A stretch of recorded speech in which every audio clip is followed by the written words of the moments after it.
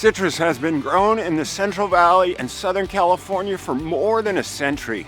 High quality and high production are the goals shared by navel and mandarin growers alike. It's up to those managing the crop to make sure those goals are met by each tree getting the optimal amounts of water, nutrients, and protection against pests.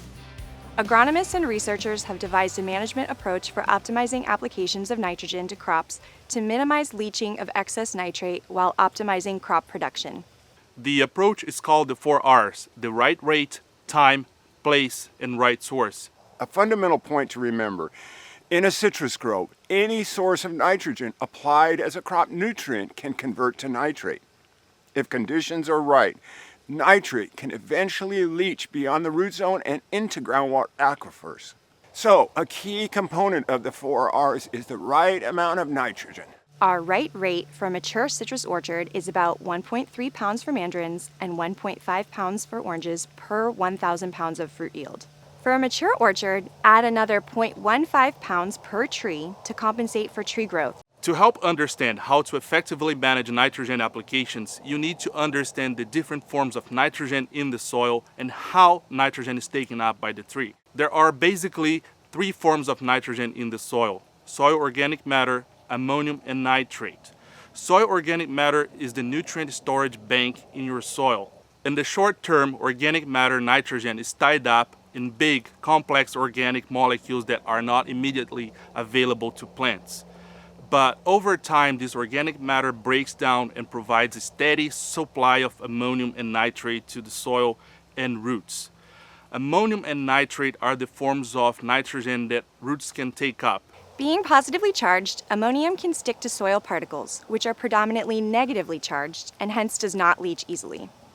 Nitrate is the other form of nitrogen that roots can take up from the soil. However, unlike ammonium, nitrate is negatively charged, so it cannot stick to the soil particles, making it susceptible to leaching. One principle to understand is that trees will limit nitrogen uptake when the plant already has all the nitrogen it needs. You can over-apply beyond what is needed, and there may be some uptake. But there is a point of diminishing returns since not all applied will be taken up by the roots. Translated to a management practice, this means spoon feeding or applying smaller amounts over multiple applications. The more split applications, the better. Now let's talk about the right time. Applying at the right time is about matching the timing of the tree demand with the root uptake. In a mature citrus tree, the demand for nitrogen is high from early spring, usually March, when shoot growth and fruit development commence, and will continue through August once fruit reaches the full size. This uptake coincides with vegetative growth and decreases during fruit maturation. We also know that 80 to 90% of the total nitrogen is accumulated by September in both orange and mandarin species. So it's not worth applying nitrogen before the new leaf flushes because roots are not yet taking up the nutrient. The same can be said for applying nitrogen in September or later when uptake diminishes to essentially zero. One of the best tools to guide your decisions on the right amount is through leaf analysis. The University of California recently completed supporting research showing that leaf sampling in July allows for predicting with a good degree of accuracy what nitrogen leaf tissue levels will be in September. Having the results early enables growers to react quickly by either holding off additional applications if nitrogen levels are adequate, or adding fertilizer if a deficiency is apparent. So where is the right place to apply nitrogen fertilizers? Typically, the vast majority of important feeder roots are in the top 2 feet of soil. So it's in that upper 2 feet zone where you want to keep your water and nutrient applications.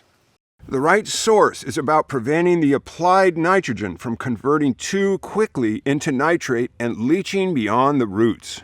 Calcium nitrate is a readily available form of nitrogen, but also has a high leaching potential. This leaching potential can be managed with well-timed applications, and calcium nitrate is well suited to fertigation systems. Urea ammonium nitrate, UAN, is very popular due to its solubility. The mixture of nitrate forms makes this a slightly less leachable form of nitrogen, although in warm spring and summer conditions the conversion to nitrate is very rapid. Following these steps will go a long way toward increasing your nitrogen use efficiency and decreasing nitrate leaching to groundwater. best of all, ensures you get the most value from an expensive crop input. And in this farming economy, we all want the best return on every dollar invested.